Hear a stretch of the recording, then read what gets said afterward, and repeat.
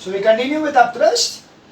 We are the part that characteristic properties of upthrust. So we just understood that the upthrust is going to be dependent on, or we can say the upthrust is going to be there on a floating on a body, and depending upon the upthrust, the body will either be floating or it will be sinking. If the upthrust is greater than the weight of the body or equal to the weight of the body, then the body will float. And if the upthrust is less than the weight of the body will sink. So now we see the characteristic properties of thrust. The first thing is, larger the volume of the body submerged in the fluid, greater is the upthrust. So first thing is, the property is volume. More volume, more upthrust. More volume, more upthrust. So more the body submerged inside the body, more is the upthrust. We understood that thing. So it is larger the volume of the body submerged in the water, larger is the upthrust. Second, for same volume inside the liquid fluid, more the density of fluid, greater is the upthrust. So the second thing is that density of liquid. If I am taking a liquid which is more denser, then the upthrust will be much more. If the density of the body is, if the density of the liquid is less, then the upthrust will be less. For example, if we see the sea water has got more upthrust, so sea water will be giving you more upthrust, whereas river water will give you less upthrust. Okay, because sea water का density ज़्यादा है, इसलिए upthrust given by the sea water will be more, and that is the reason it is easier to swim in a sea water than in river water. Third thing, the upthrust acts on the body in upward direction at the center of buoyancy, the center of gravity of the displaced fluid. So we can see the upthrust is going to act on the center of buoyancy. So that is this way, that if this is the container, so that is center of buoyancy. So if this is a container and this is the body, so the submerged part of the body is this much. तो ये submerged part का जो center है, that is the point from where the upthrust is going to be acting upwards. See, the weight of the body is at the center of the gravity of this thing. Center of gravity of this particular thing is, yes, इसका center of gravity यहाँ पे. This is W. That W is acting here, but FB is going to act from here. Okay. Center of buoyancy is the center of the submerged part, whereas center of gravity is the center of the whole body. So center of gravity and center of buoyancy may not be the same for a body which is floating. For a floating body, the center of buoyancy and the center of gravity may not be same. So let's understand these particular 3 points in details now. First one, larger the volume of body submerged in the fluid, greater is the upthrust. In the experiment of pushing an empty can or cork into water, as described below, it is experienced that the thrust on the body due to water increases as more and more volume of it is submerged into the water, till it completely gets immersed. So initially when I told you about the duster, so when I put it like this, तो FB कम है, थोड़ा और डाला FB बढ़ा, और डाला और FB बढ़ा, और डाला और FB बढ़ा, पूरा अंदर डाल दिया तो FB will be maximum. कि उसके बाद बढ़ेगा नहीं, उसके बाद मैं कितना भी अंदर डाल दूँ वो बढ़ेगा नहीं. But yeah, FB will be increasing with the increase in the submerged part of the body. Similarly, when a bunch of feathers and a pebble are of same mass are allowed to fall in air, the pebble falls faster than the bunch of feathers. The reason is that upthrust due to air on pebbles is less than that on the bunch of feathers, because of the volume of pebbles is less than that of the bunch of feathers of the same mass. However, in vacuum, both the bunch and feathers and pebbles will fall together because there will be no upthrust. So it is seen that if I take 1 kg of pebbles and 1 kg of feathers, now definitely 1 kg of pebble will be just hardly this much amount of volume, whereas 1 kg of feathers will be like this tana bada bunch. Okay, it will be something like a ball this much big. that will be 1 kg of feathers. So you can see that the volume of this one is much more and volume of the pebble is so small. मालूम है तुम लोग को, more the volume, that is it, more the volume, more the upthrust. तो इसका volume कितना है, बहुत कम है, तो ऑब्वियसली इसका अपथ्रस्ट कितना होगा, कम होगा. If the upthrust is less, then what happens? The W will be more and it is going to fall down directly. So the pebbles are going to fall down easily, faster in air. Feathers, volume बड़ा है इसीलिए upthrust ज़्यादा है. Upthrust ज़्यादा तो it is not allowing it to fall down so smoothly, I mean so fast, and that's why it is going to fall down slowly. So the speed at which the feathers are going to fall will be slow as compared to the pebbles. Whereas, now remember one thing, why did this thing happen? Because of the air. It was the air which gave the upthrust. Now if I am taking vacuum, if I am doing the same experiment in vacuum, then what will happen? Because it is vacuum, that is why there is no upthrust. And because there is no upthrust, that's the reason the pebbles faint 1 kg and the feather 1 kg, both are going to fall down and reach the ground at the same time. Okay? Because the mass is the same, that's why both of them are going to reach the ground at the same time. Right, so because there is no upthrust. Why there is no upthrust? Because upthrust is formed by the fluid or the gas. Now उधर gas है ना fluid है, तो upthrust कौन देगा? कोई नहीं दे पाएगा. That's why it is not going to have any upthrust. For same volume inside the fluid, more the density of fluid, greater is the upthrust. So that is the second point now. Density of liquid. More the density of the liquid, more is the upthrust. At the same amount of for same volume. Yeah, so if I'm talking about the same duster, so if duster को मैंने पहले पानी में डाला, so upthrust will be something. So maybe it is going to be this much submerged inside water. But the same thing if I put it in dense oil like castor oil, then you will find that only this much is in water. इतना पानी में इतना था, तो इसमें इतना ही है. Why? Because here a smaller volume will be able to suffice or take the upthrust. So more the density of the liquid, more will be the upthrust.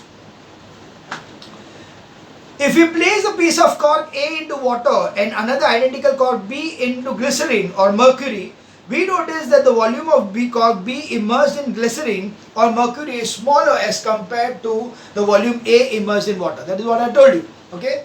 Volume in water will be much more, immersed in water will be much more, whereas when you put it in mercury, it will be hardly this much or this much, which is in mercury, or glycerin में इतना तक जाएगा, depending upon the material what you are taking, whether you are taking glycerin or mercury.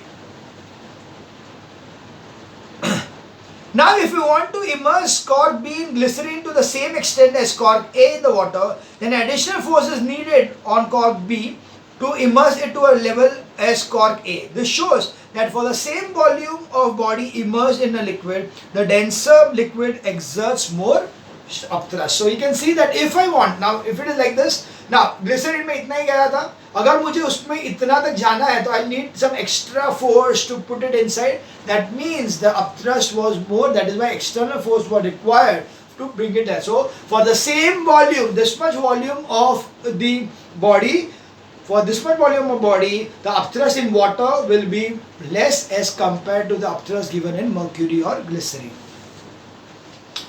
The third condition, the upthrust acts on the body in upward direction at the center of buoyancy, that is center of gravity of the displaced liquid. For a uniform body completely immersed inside the liquid, the center of buoyancy coincides with the center of gravity. So if it is completely submerged in the body, then the center of gravity and the center of buoyancy are the same points. Because it is completely submerged inside water, that's why the center of buoyancy and the center of gravity is the same point. So they are going to coincide with each other. These 2 points are going to coincide with each other. But if a body floats in the liquid with its parts submerged, okay, if a body floats with its parts submerged like this over here, the center of buoyancy of B is at the center of buoyancy B is at the center of gravity of the displaced liquid, that is center of gravity of the immersed part, of the body which lies below the center of gravity of the entire body. So you can see over here, the center of buoyancy was over here, whereas the center of gravity is over. This is G and this is B. Center of gravity is G, center of buoyancy is B. So it is seen that the center of buoyancy will be below the center of gravity, so of the body. So the weight of the body W x downwards at G, while upthrust FB x at point B, such that W is equals to FB. So this is how we can see that the upthrust is going to act on the body at the point which is the center of buoyancy of the body. So let's understand what is the reason behind the upthrust. Okay, now let's see the reason behind the upthrust.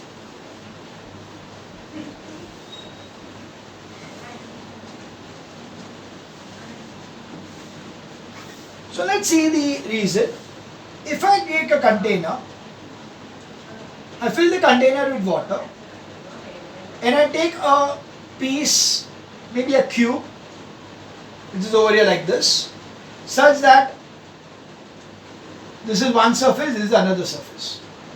This over here is the distance is h1, and this distance over here is h2.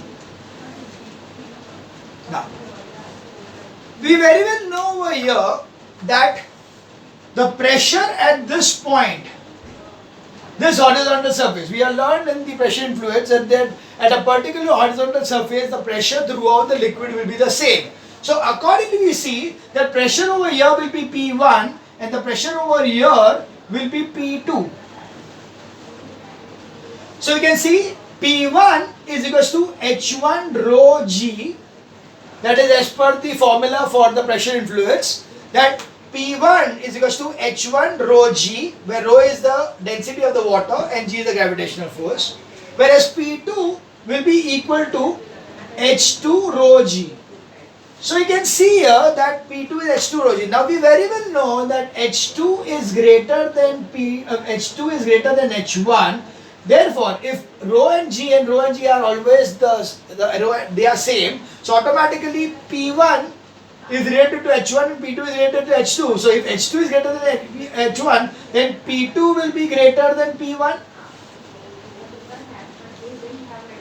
And what is P2? P2 is nothing but F2, that is the force acting at this particular point. Now we know that the force acting at this point will be F2 and force acting at this point will be F1, and the area of cross section over here is A and the area of cross section over here is also A. So it is nothing but F2 upon A is greater than F1 upon A.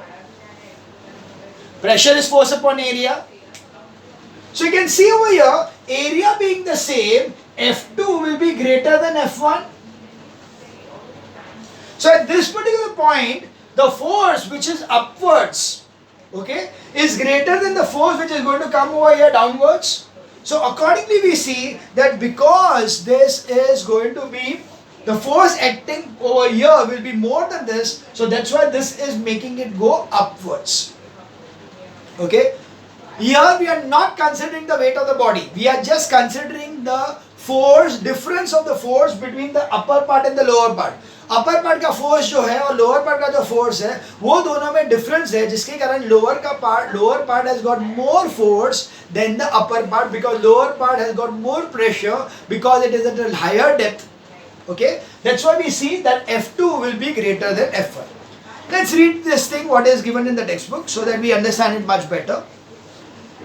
We have read that the liquid contained in the vessel exerts pressure at all points and in all directions. Okay, we know very well that at this particular point there will be a force which will be acting upwards, sideways and downwards. So it is going to be acting, so the pressure is going to be in all points at in all direction. The pressure at a point in liquid is same in all direction, upward, downward and sideways. It increases with the depth inside the liquid. When a body, say a block of area of cross section A, is immersed in a liquid, the pressure P2 exerted down upwards on the lower surface of the block is more than the pressure P1 exerted downwards on the upper surface of the block, which is at a lesser depth. So we see that P2 is greater than P1 because the pressure acting on the lower surface of the block, so if this is the block, So pressure acting on the lower surface of the block is higher than the pressure acting on the upper surface of the block. Thus, there is a difference in pressure P2 minus P1 between the lower and the upper face of the block. Since force is pressure upon area and the difference in pressure due to the liquid of the two faces of the block causes a net upward force. So you can see that pressure is force upon area and the area of cross section on the upper part and the lower part is the same. So definitely what we'll find is that the net force acting on the body will be the downward force minus the upward force. That is nothing but the force will be F2 minus F1. That is nothing but FB. So the buoyant force is nothing but the difference in the force between the upper part and the lower part of the body. So we see that we have pressure and area, force is equal to pressure into area. The difference in pressure due to the liquid on the two faces of the block causes a net upward force, that is upthrust, that is P2 minus P1 upon A into A on the body. However, the thrust on the side walls of the body get neutralized as they are equal in magnitude and opposite in direction. So, each side वाले जो है, the force on this side and this side, they are not going to make any difference because they are going to nullify. They are going to cancel out each other because in the opposite directions. So, note, if a lamina, that is a thin sheet, if I am taking a very thin sheet or lamina, okay, if it is a very thin sheet or lamina, immersed in the liquid, the pressure on both sides, both surfaces will be nearly same. So the liquid will exert negligible upthrust on it, causing it to sink into the water due to its own weight. So yeah, that is the reason. If it is a thin sheet, sometimes you will find that a leaf also, if you just place a leaf inside water, it may sink. Why would it sink? Because there is no difference in force between the upper layer and the lower layer. Upper layer के बीच में difference नहीं है because the thin lamina, it sinks downwards. That's why even the coins also they are going to sink downwards because they are thin laminas. Now we are going to have a most important part of the chapter, and that is the mathematical proof of thrust is equal to weight of the liquid displaced. Okay, this is the most important part of the chapter. You need to learn this by heart because this is a question which can be asked for 4 marks, that prove mathematically that upthrust is equals to weight of the displaced liquid. Okay, so let's go through the complete thing one by one.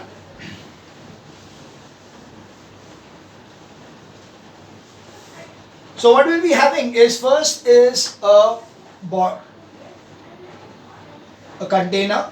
The container contains water up to this height, and then there is a cylindrical part over here. This cylinder over here is such that this is at height h1, this is at depth over here is equals to h2, and we know that h2 minus h1 is equals to h of the cylinder. So height of the cylinder is nothing but h. Accordingly, we have the pressure which is flowing upwards is at this point is P2, and the one which is at this point over here downwards is P1. Okay, P1 and P2 are the two forces. Accordingly, the F1 is over here and F2 is over here. The area of cross section is A of both this particular cylindrical part. So that is area of cross section. So first thing is, we know that at this depth H1, P1 is equals to H1 rho G. Okay, and this is the downward thrust. So we know that F1 is equals to P1 into A. So the thrust that is acting over here, F1, which is the downward thrust. This is the downward thrust. This is downward thrust. The downward thrust will be equal to P1 into A. So P1 is H1 rho G. So it will be nothing but H1 rho G, or A H1 rho G. Okay, we will take it as, H1 rho G into A. That is F1. So thrust downwards F1 is equals to H1 rho G A. Similarly, at depth H2, is going to be an upward force over here, that is upthrust, upward force. So first of all, we know that at H2, P2 is equals to H2 rho g. So accordingly, F2 is equals to P2 into A is equals to H2 rho g A. Okay. Now we know that the horizontal thrust at various points on the vertical surface get balanced by the because liquid pressure is same in all. So horizontally दूसरे forces ये side पे या ये side पे जो है वो सब balance हो जाएंगे because the force is same or pressure is same on a horizontal surface. So we are interested only in the upward direction का force and the downward direction का force. So from the above equation, it is very clear. From here we know that because H1, we know that H2 is greater than H1. Therefore, it is very clear over here that the H2 means similar to this one, F2, because, or we can say because, we'll write over here, F2 is greater than F1 since H2 is greater than H1. Okay? Or because H2 is greater than H1, F2 will be greater than F1. So the resultant of these two waves, one is the upward and the other is downward. So resultant is F2 minus F1. The resultant will be F2 minus F1. So if we substitute the values of F2 and F1 over from in this case, we come to know that Fb is equals to F2 minus F1 is equals to H2 rho Ga minus H1 rho Ga. So this is nothing but A rho G H2 minus H1. Now what is H2 minus H1? It is nothing but the height of the cylindrical body. So we have over here is A H rho G. Okay. Now we very well know that for a volume of this particular solid, the volume of the solid, what is the volume of solid? Area into, is cross section area into height. It's the same thing, cross section area into height. So therefore we can say that Fb is equals to V rho G because volume is equals to area into height. Area of cross section into height is the volume. Got it? So with this thing we get the first formula of us, that is upthrust Fb is equals to V rho G. That's the first formula. Now what we need to prove is that upthrust is equals to weight of the liquid displaced by the body. Okay. Now let's see this. Now the moment I am going to place this body inside water, what will happen to the level of the water? Remember thirsty crow? Thirsty crow में क्या था? जितना वो पानी के अंदर पत्थर डालता है, क्रो जितना पानी के अंदर पत्थर डालता है उतना पानी का लेवल ऊपर जाता है. So the volume of this particular thing, जितना वॉल्यूम ये पर्टिकुलर सिलेंडर का है उतना ही पानी का लेवल ऊपर गया है. That means the volume of the displaced liquid is equal to the volume of the body. Okay, so we know that over here volume of body submerged is equal to volume of water displaced by it. So accordingly we can say that V rho G, which is over here, can be given to here. So here it is going to be this way, that Fb is equal to V of the solid था, उसके बदले we can take the V of the liquid. Rho of course liquid का ही है, और G.